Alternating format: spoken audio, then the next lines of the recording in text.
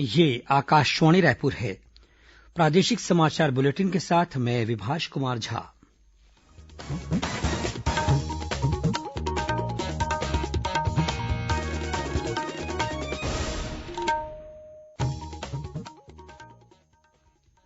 और अब पेश है आज के मुख्य समाचार। मुख्यमंत्री ने कहा कि विनिवेश की स्थिति में छत्तीसगढ़ सरकार नगरनार संयंत्र को खरीदने के लिए तैयार है। विधानसभा में सर्वसम्मति से पारित हुआ शासकीय संकल्प। प्रदेश में लगाया जाएगा कृषक कल्याण शुल्क। इसकी राशि से बनाए जाएंगे नए गोदाम और किसानों के लिए विश्राम गृह। भारत में कोविड टीकाकरण का अभ्यास शुरू। पहले चरण में 4 राज्यों में किया जा रहा है 2 दिन का अभ्यास।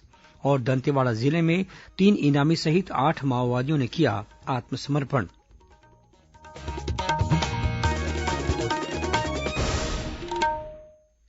कोरोना महामारी के खिलाफ देश एकजुट होकर लड़ रहा है।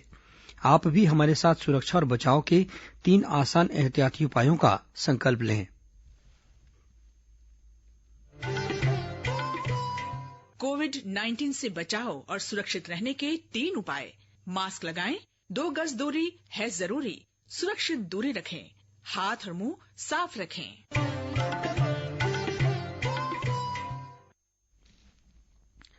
अब समाचार विस्तार से। राज्य विधानसभा में आज बस्तर में स्थित नगरनार संयंत्र के निजीकरण की प्रक्रिया को निरस्त करने के संबंध में प्रस्तुत शासकीय संकल्प पर चर्चा हुई। इस दौरान विपक्ष के सदस्यों ने सलाह दी कि सरकार नगरनार संयंत्र को खरीद ले। अपने जवाब में मुख्यमंत्री ने सदन में कहा कि यदि नगरनार संयंत्र का विनिवेश किया जाता है तो ऐसी स्थिति में छत्तीसगढ़ सरकार इस संयंत्र को खरीदने के लिए तैयार है। इसके बाद विपक्ष की मांग पर शासकीय संकल्प के प्रस्ताव का स्वरूप बदला गया। इसके बाद इस शासकीय संकल्प को सदन में सर्वसम्मति से पारित कर दिया गया। आज सदन में विपक्ष द्वारा विभिन्न विभागों में भर्ती प्रक्रिया लंबित होने और बेरोजगारी से जुड़े मुद्दे उठाए गए। जवाब में गृह मंत्री ताम्रध्वज साहू ने बताया कि प्रदेश में आरक्षकों के 650 से ज्यादा पदों पर भर्ती की प्रक्रिया चल रही है। उन्होंने बताया कि वर्ष 2018 में 655 पदों पर भर्ती के लिए अधिसूचना जारी की गई थी। अधिसूचना के आधार पर 1.25 लाख से ज्यादा अभ्यर्थियों ने आवेदन किया था। इससे पहले विपक्षी सदस्यों ने इस मुद्दे पर स्थगन प्रस्ताव लाया, जिसे आसंदी ने अग्राह्य कर दिया। भाजपा सदस्य शिवरतन शर्मा ने शून्यकाल के दौरान प्रदेश में बढ़ते अपराध और बेरोजगारी का मुद्दा उठाते हुए कहा कि प्रदेश में बेरोजगारी की वजह से अपराध बढ़ रहे हैं।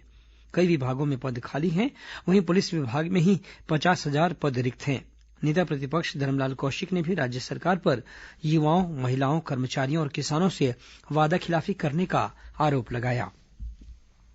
सदन में आज नेता प्रतिपक्ष धरमलाल कौशिक ने पेंड्रीडीह गांव में बड़े झाड़ के जंगल और घास मद में दर्ज 22 एकड़ जमीन को निजी व्यक्तियों के नाम पर दर्ज करने का मामला उठाया। इस पर राजस्व मंत्री जयसिंह अग्रवाल ने संबंधित मामले में गड़बड़ी को स्वीकार करते हुए कहा कि बिल्हा के तहसीलदार को निलंबित कर दिया गया है। विधानसभा में आज छत्तीसगढ़ राजकोषीय उत्तरदायित्व और बजट प्रबंध संशोधन विधेयक पारित हो गया। मुख्यमंत्री भूपेश बघेल ने विधेयक पेश करते हुए कहा कि केंद्र से राज्य सरकार को 5,800 करोड़ रुपए कम प्राप्त हुए हैं। राज्य को जीएसटी से प्राप्त होने वाले करीब 7,000 करोड़ रुपए में से लगभग 2,000 करोड़ रुपए कम मिले हैं। कुल मिलाकर राज्य के हिस्से में लगभग 7,000 करोड़ रुपए की कमी होने से प्रदेश के संसाधनों में भी कमी आई है। इसलिए वित्तीय घाटे की सीमा बढ़ाने के लिए संशोधन विधेयक पेश किया गया है। वहीं आज सदन में छत्तीसगढ़ कृषि उपज मंडी संशोधन विधेयक भी पारित हो गया।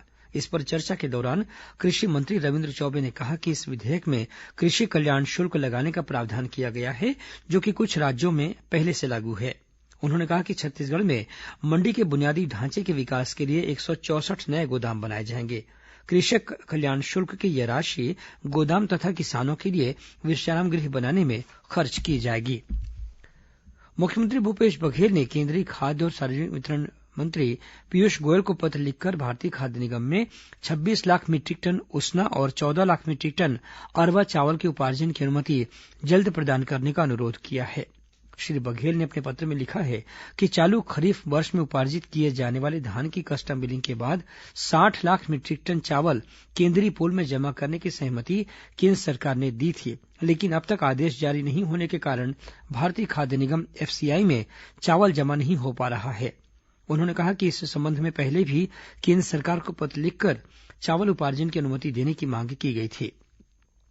दूसरी ओर भारतीय जनता पार्टी के प्रदेश अध्यक्ष विष्णुदेव साय ने कहा है कि केन्द्र सरकार ने एफसीआई के माध्यम से 60 लाख मीट्रिक टन धान खरीदने के लिए 9,000 करोड़ रुपए भेज दिए हैं, जबकि राज्य सरकार 85 लाख मीट्रिक टन धान खरीद रही है। भाजपा ने राज्य सरकार से मांग की है कि वे किसानों से प्रति एकड़ 20 क्विंटल धान खरीदें। भारत में कोविड टीकाकरण का अभ्यास शुरू हो गया है। पहले चरण में 4 राज्यों आंध्रप्रदेश, गुजरात, पंजाब और असम में 2 दिन का अभ्यास आज से शुरू हुआ।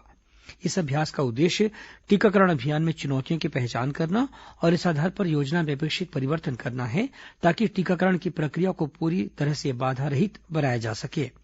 स्वास्थ्य मंत्रालय ने बताया कि 2 दिन के इस अभ्यास से विभिन्न स्तरों पर कार्यक्रम प्रबंधकों को आवश्यक अनुभव उपलब्ध होगा।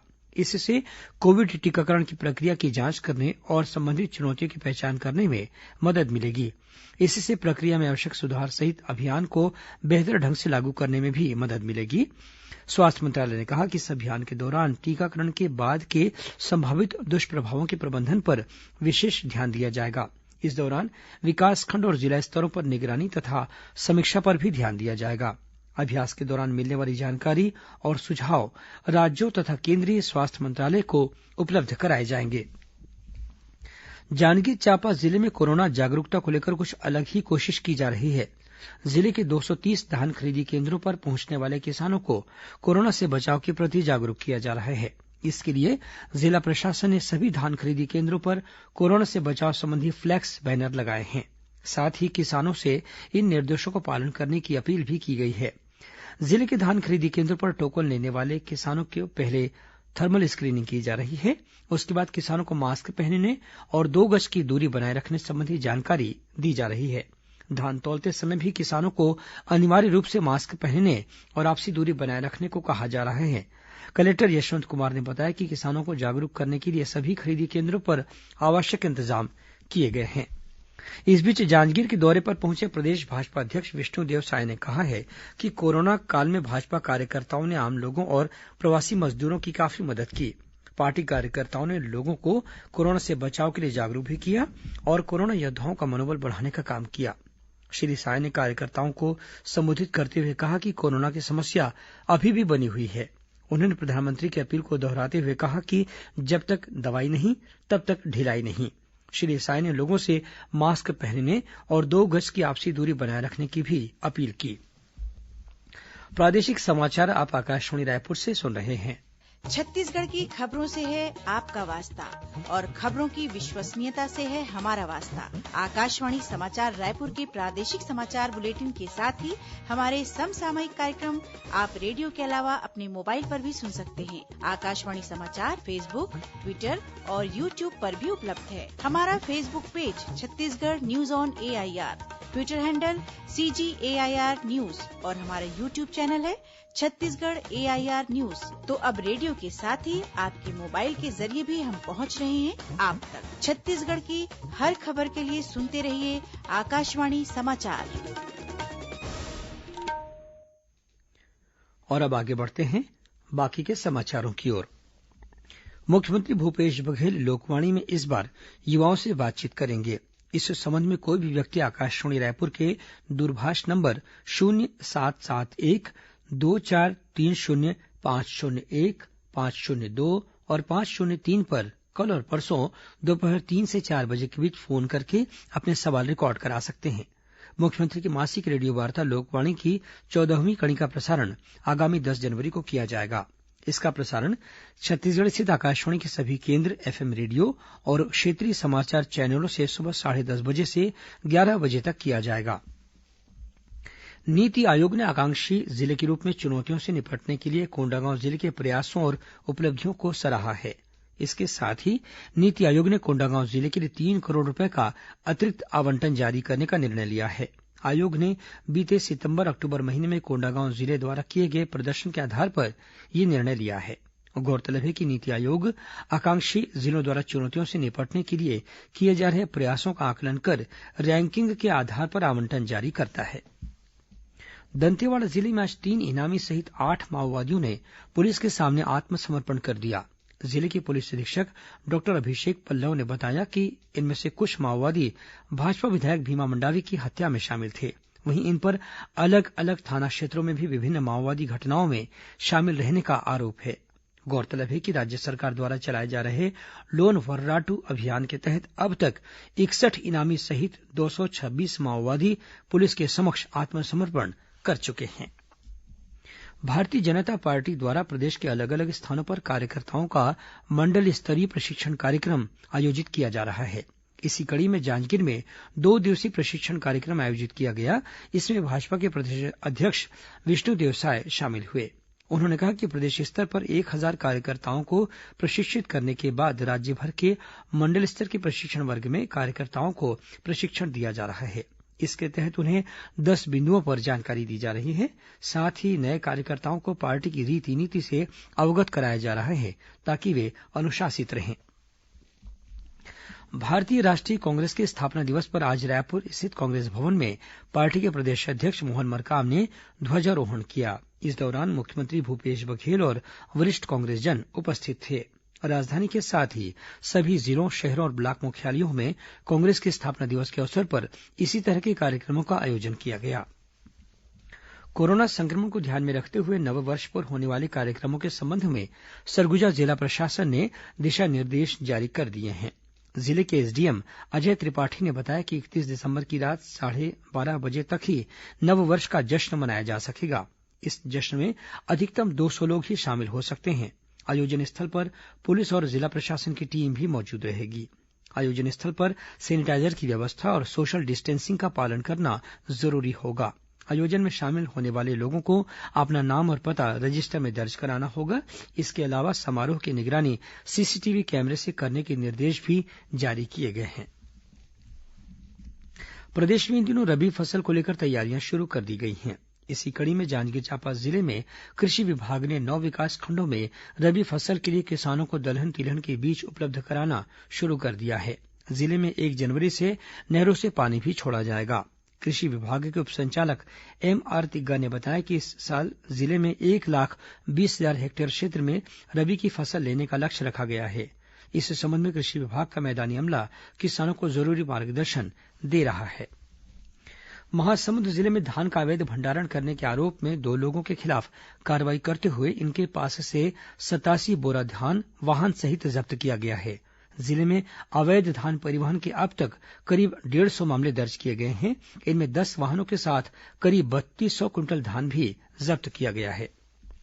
गरियाबंद के केंद्रीय जिला सहकारी बैंक में बीते गुरुवार से नकद राशि खत्म हो जाने से आक्रोशित किसानों ने आज राष्ट्रीय राजमार्ग पर चक्काजाम कर दिया।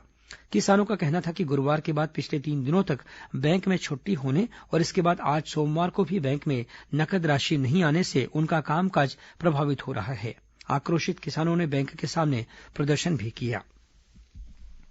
जांजगीर चांपा जिले की अदालत ने वर्ष 2008 की 12वीं बोर्ड परीक्षा में उत्तर पुस्तिका को फर्जी तरीके से बदलने के मामले से जुड़े 9 आरोपियों को रिहा कर दिया है। जिले के प्रथम श्रेणी न्यायिक मजिस्ट्रेट की अदालत में हुई सुनवाई के बाद यह आदेश दिया गया। गौरतलब है कि 26 मई 2008 को छत्तीसगढ़ माध्यमिक शिक्षा मंडल द्वारा 12वीं बोर्ड परीक्षा के नतीजे घोषित किए गए थे, जिसमें जांजगीर चांपा जिले के बिर्रा स्कूल की छात्रा पोराबाई ने प्रदेश की प्रावीण्य सूची में पहला स्थान हासिल किया था। इस मामले में शिक्षा मंडल द्वारा की गई जांच के बाद पोराबाई सहित 9 लोगों के खिलाफ एफआईआर दर्ज कराई गई थी। और अब पेश है मौसम का हाल। प्रदेश में अगले 48 घंटों के दौरान ठंड में कुछ कमी आ सकती है।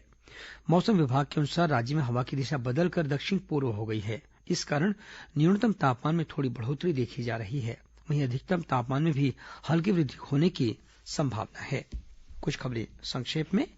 मुख्यमंत्री भूपेश बघेल और विधानसभा उपाध्यक्ष मनोज सिंह मंडावी ने छत्तीसगढ़ शासन के वर्ष 2021 के कैलेंडर का विमोचन आज विधानसभा के समिति कक्ष में किया। न्याय के बयार सब्बो बर सब्बो डहर शीर्षक से प्रकाशित इस कैलेंडर में राज्य सरकार के 2 वर्षों के विकास कार्यों को प्रदर्शित किया गया है।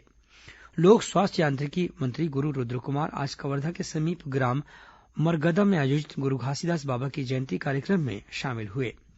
राज्य सरकार के 2 वर्ष पूरे होने के अवसर पर आज अभनपुर स्थित जनपद कार्यालय में गढ़बो नवा छत्तीसगढ़ बात या अभिमान के छत्तीसगढ़ी स्वाभिमान के थीम पर फोटो प्रदर्शनी का आयोजन किया गया। बीजापुर जिले में केंद्रीय रिजर्व पुलिस बल सीआरपीएफ के एक जवान ने गोली मारकर खुदकुशी की कोशिश की। उसे प्राथमिक उपचार के बाद रायपुर लाया गया है। ये जवान तमिलनाडु के त्रिवेंद्रम का रहने वाला है, जो मोदकपाल में पदस्थ था। कोंडागांव जिले में राष्ट्रीय राजमार्ग पर लंबे समय से पार्क किए गए वाहनों के विरुद्ध अभियान चलाया जाएगा। बिलासपुर जिला पुलिस ने भीड़ का फायदा उठाकर लोगों के पर्स चोरी करने वाले गिरोह के 5 सदस्यों को गिरफ्तार किया है। और राजनांदगांव जिले में मुरम की चोरी करने वाले 3 हाईवा और 1 जेसीबी वाहन को पुलिस ने जब्त किया है। अंत में मुख्य समाचार एक बार फिर। मुख्यमंत्री ने कहा कि विनिवेश की स्थिति में छत्तीसगढ़ सरकार नगरनार संयंत्र को खरीदने के लिए तैयार है। विधानसभा में सर्वसम्मति से पारित हुआ शासकीय संकल्प। प्रदेश में लगाया जाएगा कृषक कल्याण शुल्क, इसकी राशि से बनाए जाएंगे नए गोदाम और किसानों के लिए विश्राम गृह।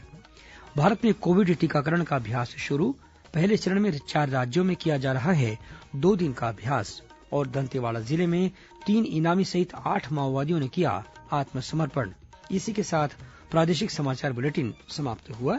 नमस्कार।